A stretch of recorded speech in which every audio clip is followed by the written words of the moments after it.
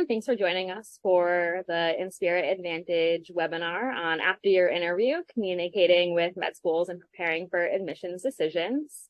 We have two great panelists here with us today, Amaka and Neil. I'll have them introduce themselves in just a minute. They're amazing Inspira Advantage consultants. Inspira Advantage is a admissions consulting company that works with students who are going into the medical field on preparing their candidacy, starting their applications, personal statements, school selection, really everything that has to do with med school admissions or other medical field admissions. Thank you all for joining us today. So we have Chiamaka and Neil with us today. Amaka, do you want to introduce yourself? Hi, everyone. My name is Chiamaka Okorie. I am a rising fourth-year medical student at the Geisel School of Medicine at Dartmouth, all the way up in New Hampshire. I am one of the few international students in my school, interested in dermatology, taking a dedicated research year currently. I have been a part of the admissions committee at Dartmouth for going 3 years now. And I've been a part of the Inspira family for about a year now and have counseled a few students so far in my role. Great. Thanks so much for being here. Neil, can you give us a little introduction? Hey, yeah, I'm Neil, Neil Cherith. I am currently a dermatology resident at NYU. I went to Michigan for undergrad. And yeah, I've been with Inspira for I think a year or so now, maybe a little bit more, and I've counseled a few students on getting into med school, and I've done a bunch of it before that too. So excited to share some tips with you guys today. Great. Thanks so much. Thanks for being here, Neil and Amaka. A pleasure to have you both. So today we'll go over the 3 things you should do after your med school interviews, what to do when you hear back from admissions. We'll go through some tips and best practices, and then we'll have a short Q&A. So post-interview steps. Amaka, you want to go first here? So there are a few key steps you can take after your medical school interview. Before I even talk about the steps, you should know that your med school interview, when you get an interview, it means that that school likes you. So you're starting from a blank slate from every single person who got an interview. Your GPA at that point doesn't matter. Your MCAT scores don't matter. None of those letters or any of those things matter. Now it's how do I connect with my interviewer? That's all that matters once you get an interview. So the steps after your interview matters also. There are a few of these key steps. Number 1 is that thank you email. Number 2 is sitting down and reflecting on your interview, because hopefully you might get multiple offers of admission, or you might be in a position where you might have to reapply again next year. Regardless of where the odds fall for you, you want to reflect on that interview and take notes. If you have any further questions following your interview that got answered, thinking of those answers and writing them down. And then the last step is thinking of sending a letter of intent and sending any updates that you may have after you submitted your application. We'll be going over these 3 essential steps, why they're integral to your success and how you can make each step you take very meaningful. Great, thanks for that. And also thank you for that kind of introduction on interviews as a whole. I don't think that we talk about that enough. All right, Neil, you want to talk about writing thank you emails? Yeah, absolutely. So, I think as long as interviews have been around, writing thank you letters afterwards has been a point of contention. And I think the reason is that some people feel that it may come off as being, like a brown nose. Some people think that it may help you a lot. After being through this process a couple of times, I think that writing a thank you email is generally a positive thing, unless the program explicitly tells you not to. In that case, don't do it. And I think, the caveat to writing that thank you email is that it should be done properly. And what I mean by that is it should be genuine, right? I mean, I think just shooting off 50 thank you emails to every single school you interview that with the same exact template is the wrong way to approach it. I think the right way to approach it is personalize the thank you statement. You know, make it include something that connected with the interviewer that you're reaching out to or that you're thanking. Really, you know, sincerely express your gratitude, talking about things within the school or that you talked about during your interview that you really connected on, and just, you know, use it to serve as a reminder of yourself, who you were, and why you should be in this school. Great. Do you have any tips on like who you should be sending this thank you email to after your interview? I know it gets a little bit complicated with MMIs and traditional interviews. Should you be sending it to everyone you talk to, or just kind of the main few people? Any thoughts? Yeah, again, I think just shooting off 50 thank you emails, not the right way to do it. So I think really only send it to people that you connected with, that you felt like you had enough time to form some sort of relationship with during the interview. And, you know, like if you send it to someone who you did an MMI with, you role played with, they're not going to have any idea who you are. You're not going to have any idea who they are. And I think it's just going to come off as disingenuous. So I definitely think send it to a select few people and not everyone. That's a great tip. And Amaka and I were talking about this a little bit before the webinar, but I think we should just clarify that a thank you email is not going to sway your, like a properly written thank you letter. It's more of a formality, but it's not going to sway the decision kind of either way. Sounds like it's not really a checkbox that you're looking to be filled or not. All right, so we'll go into a little bit more detail here about writing an impactful thank you email. Yes, so like Neil said, I am always a proponent of a thank you email. Just giving you context on why. It's mostly you're entering a professional field and you're trying to show professionalism. And a lot of the people who interview you are volunteering their time. Regardless of where they are in your training. Sometimes you may get someone like me who is a medical student, you may get someone like Neil who is a resident, you may get someone who is a full-time faculty, or you may get a member of the admissions committee, but they are taking time out of their day, either their clinic day, their study day, sometime, and they've read they've read everything you sent to the school, you're having this conversation with you, and they're going to be your strong advocate. So when you're thinking of your interviewer, think of them as your advocate. That's who they are. Yes, this person might seem very scary. They're asking me all these questions, but they're asking you these questions so they can properly advocate for you. So when you're sending this thank you email, think of that.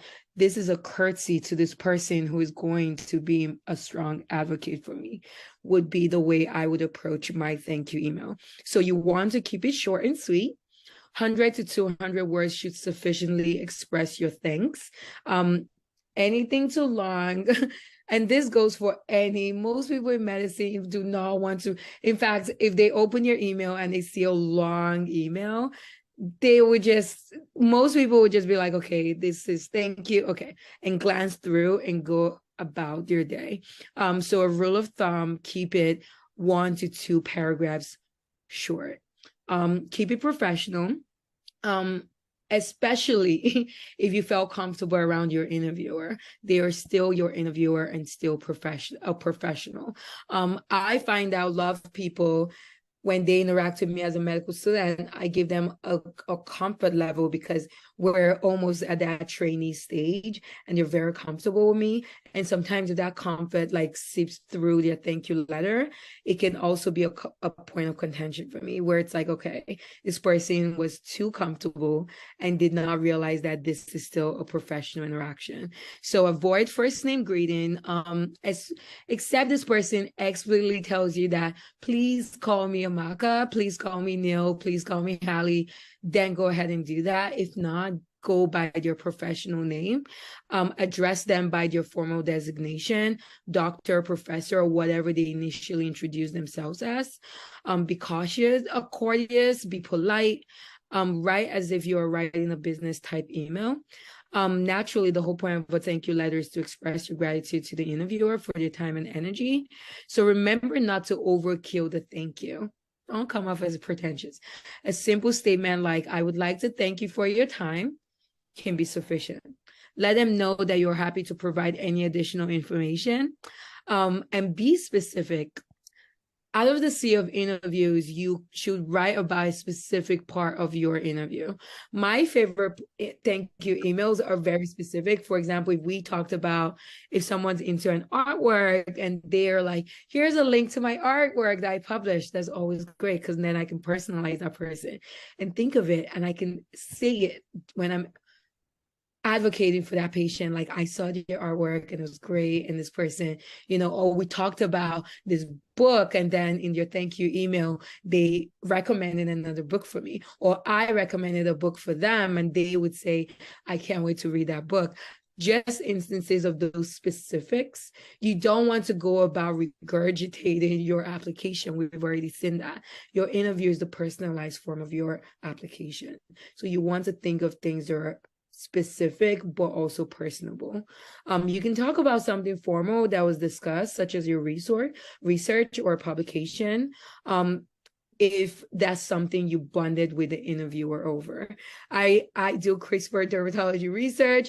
I had a candidate that did a lot of CRISPR research, and we talked about some of the methods and how this method wasn't really good and how this method was a pain, and we bonded over that. So it was natural for me to get a thank you letter that included that. So whatever you feel like you and your interviewer connected with, you really want to pinpoint on that and really like speak to that soft side of them. Always express interest in the school you're applying to. Every single person wants to be wooed as much as they're wooing you too. So no matter how you feel like this school is great, they know that every single person would want to come here. You really want to personalize your why. Why do I want to come here? Especially after an interview. This is not just a random, I really like your school, I want you to accept me. This is I've interviewed with you. I felt the culture you all have. You all have answered the questions I have. And for this particular reason, I would like to attend your school. So keep those components in your thank you email. That's some great tips. Thank you. Neil, do you have anything to add there? That was super comprehensive. Yeah, I'll just echo it and say that when I've received thank you emails, I really love it when there's something in there that was from a conversation we had, for example, because it makes me feel like you're paying attention, which is awesome. Because I think it's easy to zone out during interviews. It's easy to, after you've been through your, fifth or sixth MMI and you go to a long form interview, to just go through the motions. But it reflects well on you if you were interested in paying attention to our conversation. So I think, including personalized, specific sentences is a great idea. All right, let's talk a little bit about reflecting and taking notes. And then we'll dive into a little more detail on the next slide too. Yeah, I can just take this section and then have Amaka jump in afterwards.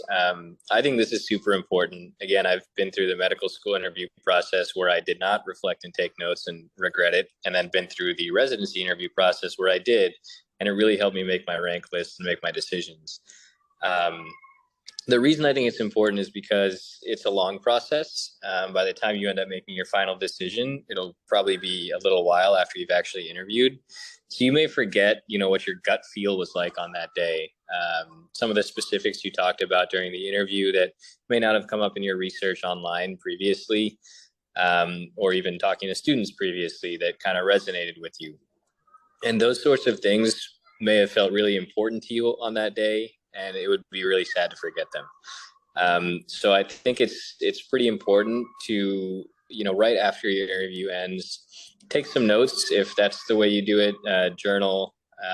The way I actually ended up doing it was a great tip I got from an attending which was make a voice memo after each of your interviews that you can listen to afterwards, just 2-3 minutes saying, how you felt, what you liked about it, what you didn't like about it, who you resonated with, etc. And then it's kind of just like permanent database that you have. And it was kind of fun to listen to it after I matched too. So that's an added plus. All right. There's some questions that you can kind of ask and think about while you're reflecting. I really liked the voice memo. I would steal that.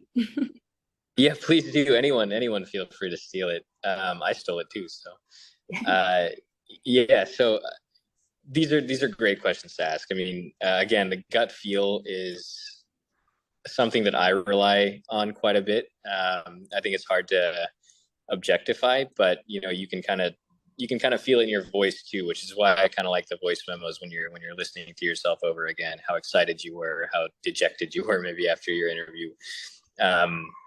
And just, it is good to also objectify the pros and cons of attending the school that you kind of thought of during your interview day. Of course, you can go back and research and, think about that again later on, but you may miss some details. So if you do it right after your interview, I think that's ideal.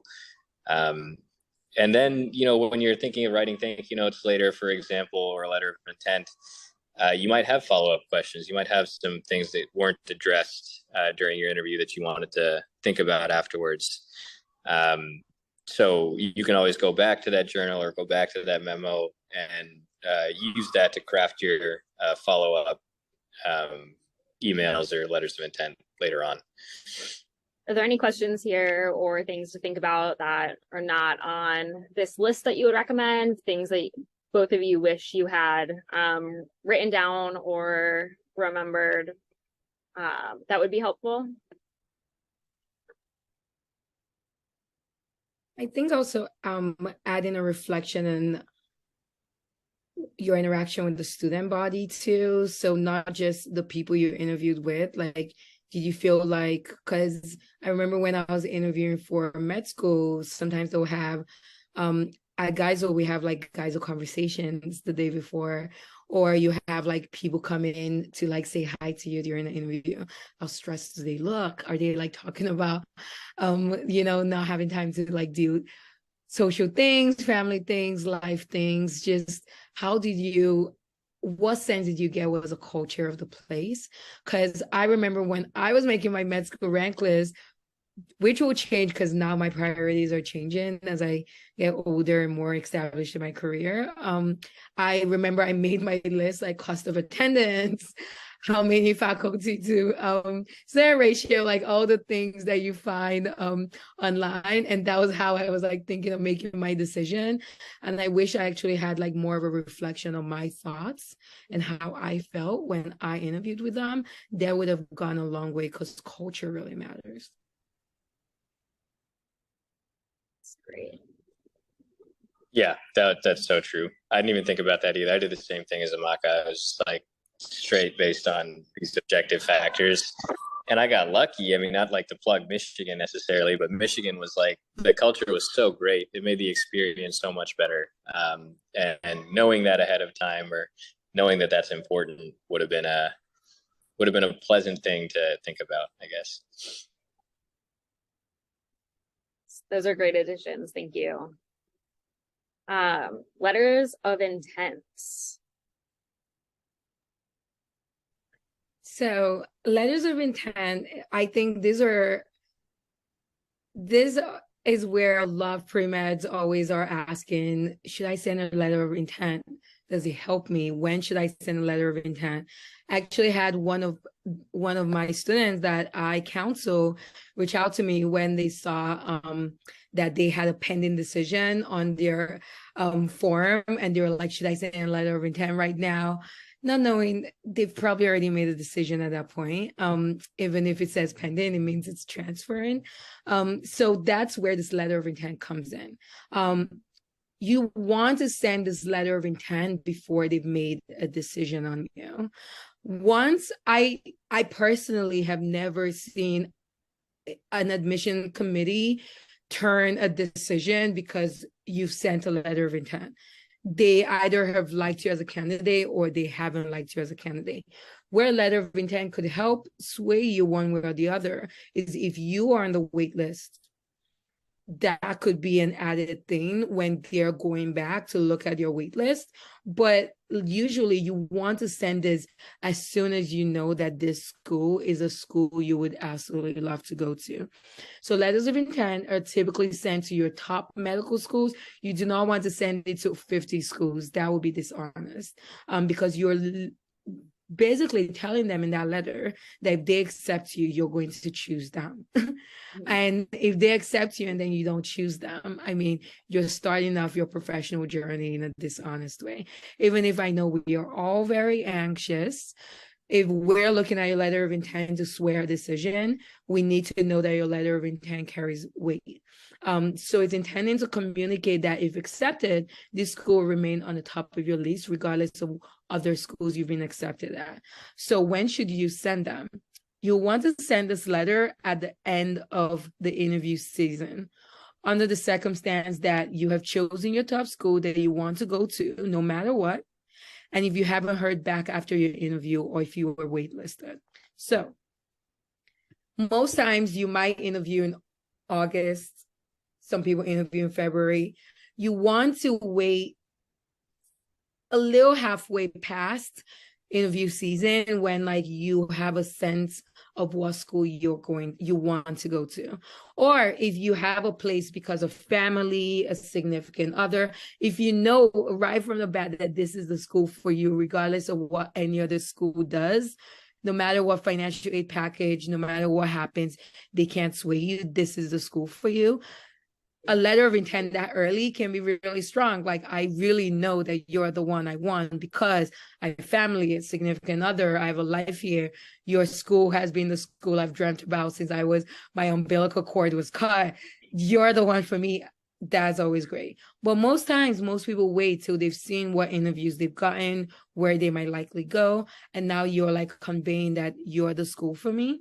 But if you already have a decision and it's a rejection, a letter of intent will ultimately not sway that rejection. But if you hear back and it's a wait list, I would actually go ahead and send that letter of intent like immediately, because a wait list means that you're going to come back. And how we make decisions for who gets accepted, we actually already have a wait list pool, and then they go back again and they review the wait list. So the wait list is not set in stone. Yes, there are some people on the top of the wait list that gets accepted right when they open up the wait list, but for the people that are like in that sway, a letter of intent could actually help. Great. Neil, do you have any other thoughts here?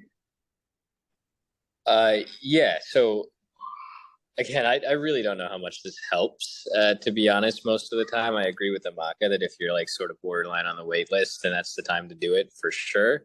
Or if you're just 100% sold on this school, nothing can dissuade you, go ahead. It won't hurt you. But in the letter of intent, just make sure you talk about, specifics of why you were interested in the school, and also, why you would make a good addition to their student body. So make your case for why they should accept you.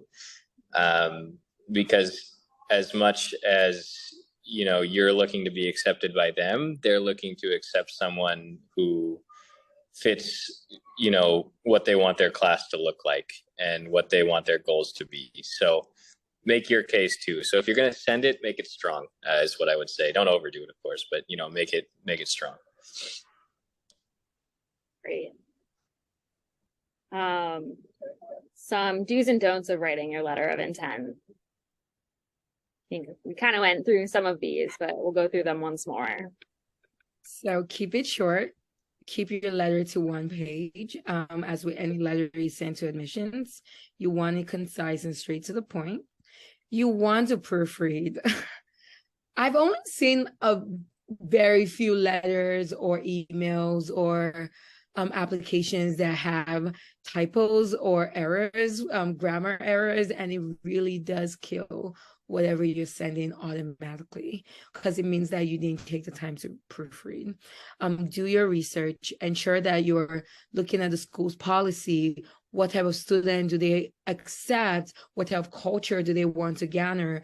How will I fit into the school? You want to address all of that in your letter, and pay attention to detail, right? Like, you want to make sure you're formatting your letter to the requirements of the school. If they have any letter formatting requirements, it shows to the admissions committee that you paid keen attention. You do not want to send more than one letter of intent. This is how we view letters of intent. So when we open your application, we see everything you sent to us, every correspondence you've sent to us, to the admissions committee. We've seen your personal statement. We've seen all your letters of recommendation. We've seen your scores. We have this in this compiled PDF, and any additional letter you sent in as a PDF shows in your file, right? So if you have a letter update, significant update, that shows in your file. If you've sent a letter of intent, that does show in your file. And if we see that you sent 3-4 letters of intent, at that point, it's like, okay, badgering. So you want to make sure you're only sending one, and you want to do it as honest as possible, right? As impactful as possible. You want that one letter to have every single thing you have to say, which is why waiting is always better. Waiting a little bit, so you're like sending them like, I've interviewed with you, I really like this, I've talked to this student, I've talked to that student, I've done this and that, my significant other, family. You want to make sure you're relaying everything in that one letter. Do not repeat information from your original application. This should be more updates, more new accomplishments, more new information since you've sent us your application. And don't ramble. Why we encourage you to keep your letter short is that there's a difference between a letter that has substance and a letter that is just a letter to say you wrote a letter of intent.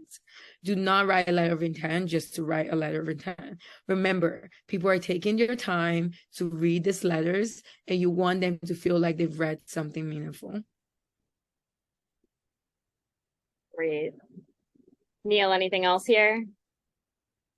Yeah, I think Amaka already touched on this as well, but the sending more than one letter of intent, definitely don't send more than one to the same school, and definitely don't send more than one letter to multiple schools. It may seem like that's okay to do, but you're going to burn bridges. Medicine is not a super large community, and you need to keep those bridges for residency applications moving forward. You never know who's going to be in your corner later on. So I would be very cautious and just kind of avoid sending more than one letter to multiple schools. Great.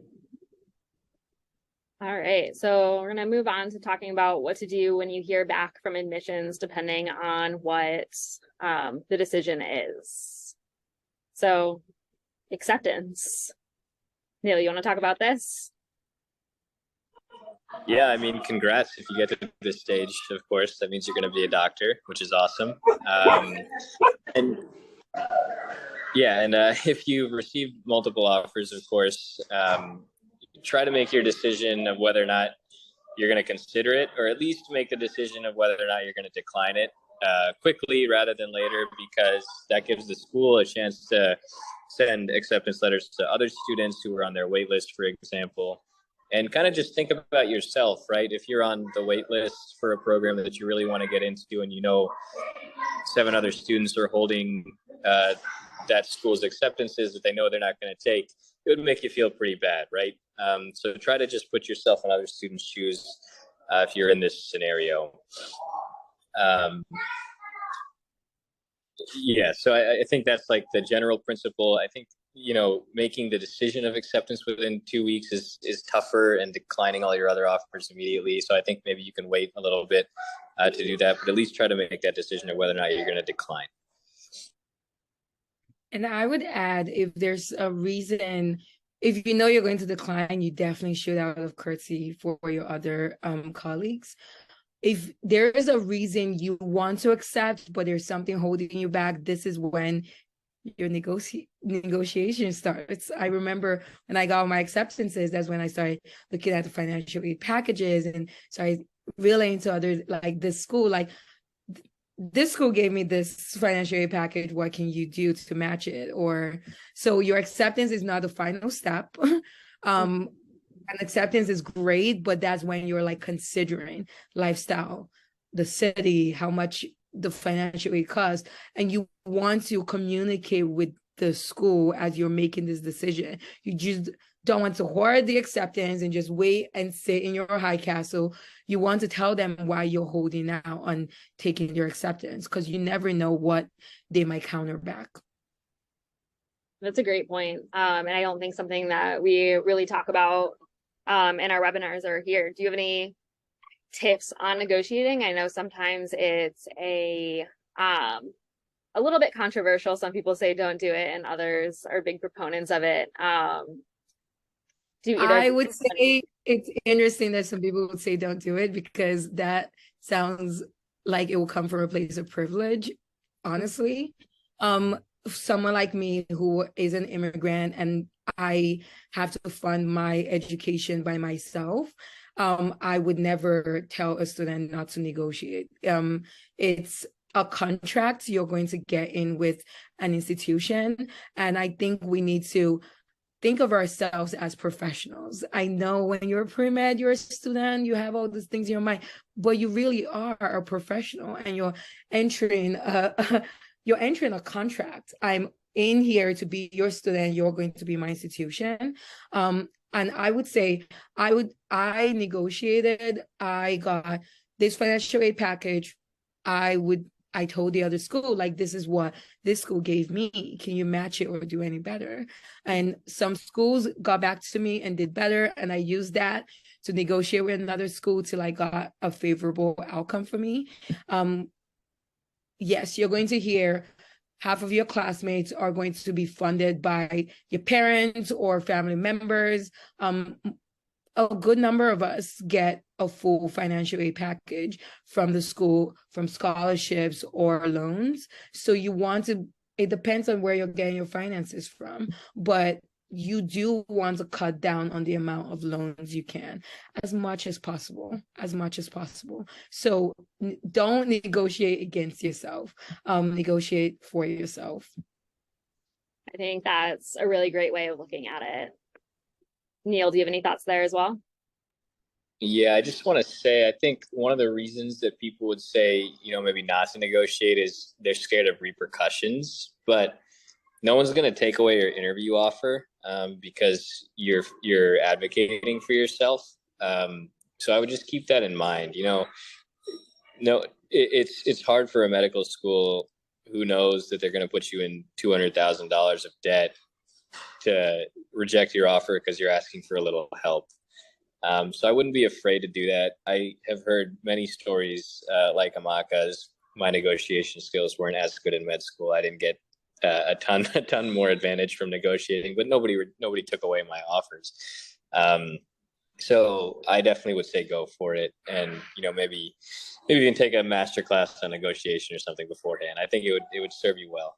Yeah. Maybe we'll have to have a webinar on negotiations. Awesome. All right. It's a skill that you need. You need negotiating skills forever in your career. And I think, especially given as a woman, I think I always like to tell all my mentees to try to negotiate, because, historically you hear of the wage gap, and that can account for not just a wage gap, but scholarship gap or any of this gap. So I think you want to make sure you're not adding to that gap by negotiating against yourself.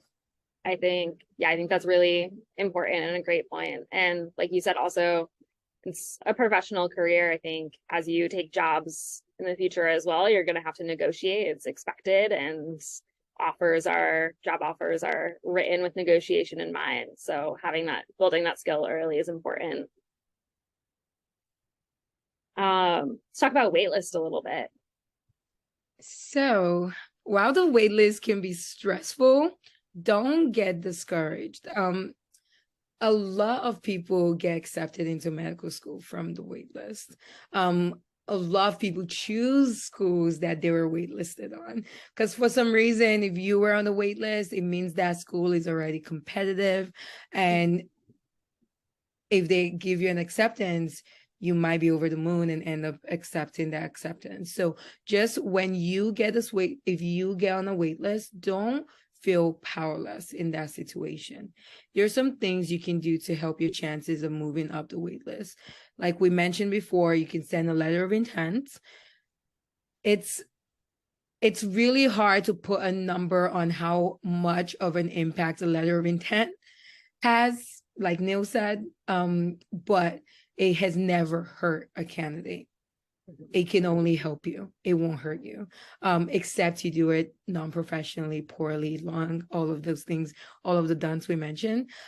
So, talk about those updates, ensure that you're not regurgitating information, but a letter of intent can go a long way. Or, you could email. I've actually never seen anyone do that, but it just crossed my mind. You could email your interviewer and say, I just got on the wait list. Or you can email the admissions committee and say, like, I appreciate being on the wait list, and really reiterate why you think you're a good fit for the school. Most people think that, for example, if you get into a Michigan and you're like, Michigan, oh my God, I can't, I would love to get into Michigan, Holy Grail, rise to my top. But these schools also want people that they feel will add to them, not just people who feel that Michigan will add to them, like the student, right? How will you add to that institution? If you can clearly state that to me, that would actually be a positive, a really strong positive, where I can go back and be like, this student, I saw them in a different light after they approached me on this wait list. So when you're reconsidering people on the wait list, I think you should reconsider this. So do not feel powerless, really. Really think of why that school will be a good fit for you. And if you can strongly advocate for yourself, the name of the game is advocacy. No one is going to advocate for you as strongly as you will advocate for yourself. So if you feel powerless, the only power you have is that advocacy. Great tips. Neil, do you have anything else to add to that? All right. Let's move on to rejection. Obviously the worst case scenario here, but it does happen. Yeah. No matter how great of an applicant you are, you're going to get rejected from a couple of schools, maybe a majority of schools, and that's okay. You only need one school to accept you to become a doctor. But it does suck. Every single one that comes through just sucks. What you have to do, really, in my mind, is not take it personally. It's not a reflection of who you are as a person. It may be a reflection of what that med school's mission was that year, what exactly they wanted, or what kind of person they wanted in their class. You may be an excellent candidate. It just doesn't fit that mold this year. But medicine is a marathon. It's definitely not a sprint. It's a lot of years, and there are a lot of second chances you can have to make a career in this field. So take the opportunity, certainly, to ask, what was it about my application that made you not want to accept me? You can say it in a little bit of a nicer way, maybe, than I just said it, but try to gain feedback from your interviewers, from the committee, and a lot of schools will give you that feedback. I remember I got rejected from a school I really wanted to go to, a medical school, and they told me in my application I used the word "I" too many times rather than "we." I changed that in my residency applications and got some feedback from interviewers saying that we really like how you never attributed your successes to yourself, but rather to the team around you. And that was invaluable feedback that I got from a rejection. So I think that is definitely something that you can take advantage of, making lemons into lemonade kind of deal. So definitely reflect, after you get a rejection, try to turn it into a positive and do what you can to come back stronger the next time you apply. I'm taking that pearl. Sorry, Amaka, I missed what you said there. I'm taking that pearl, Weeze. Yeah. We. A hot tip, everyone watching, make sure you remember that, write that down. Amaka, do you have any other thoughts on receiving rejections and kind of what to do if you don't get accepted into any med schools and still want to apply the next year? Any steps that are good to take that Neil didn't already cover? Neil covered everything exactly how I would have said it. A lot of people, I actually feel like the best reapplicants are reapplicants who asked for feedback after they got your rejection and not only just took the feedback and they're like, okay, now poor me. They worked on that feedback. Most times they will tell you didn't have enough clinical experience. Now, what do you do in the next year? You get more clinical experience.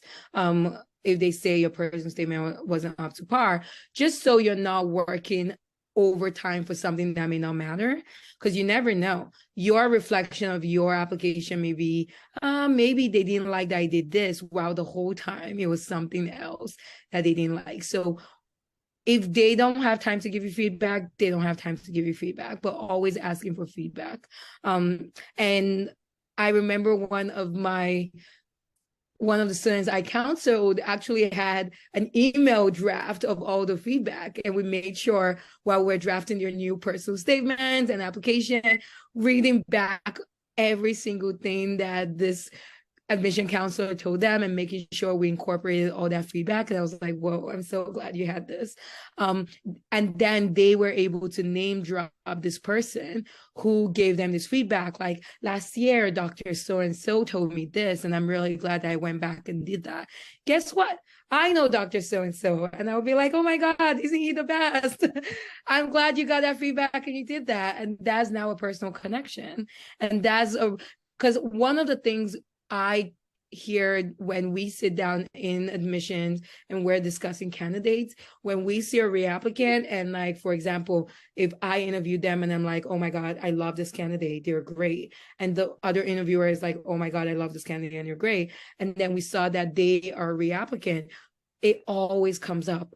I wonder what they did differently. Did you ask them what they did differently? And if the interviewer doesn't ask you, we can go back in our file and we can say, oh, we said that this person didn't do this and now they did that. So they're always going to ask you what you've done differently from the last time you've applied. You don't want to be like in a black box of like, I thought I did this, but maybe that wasn't the thing the school was looking out for. Another good reason to take notes through the process and reflect via voice memo, journal, however.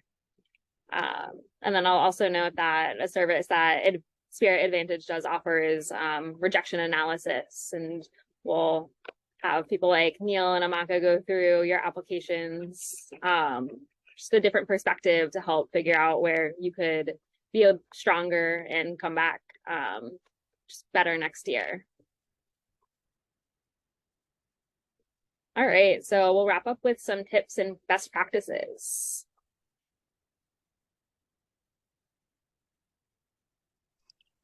Yeah, I mean, I think a lot of these are, I don't want to use the word, I'm going to use the word common sense, but we talked about a few of them already.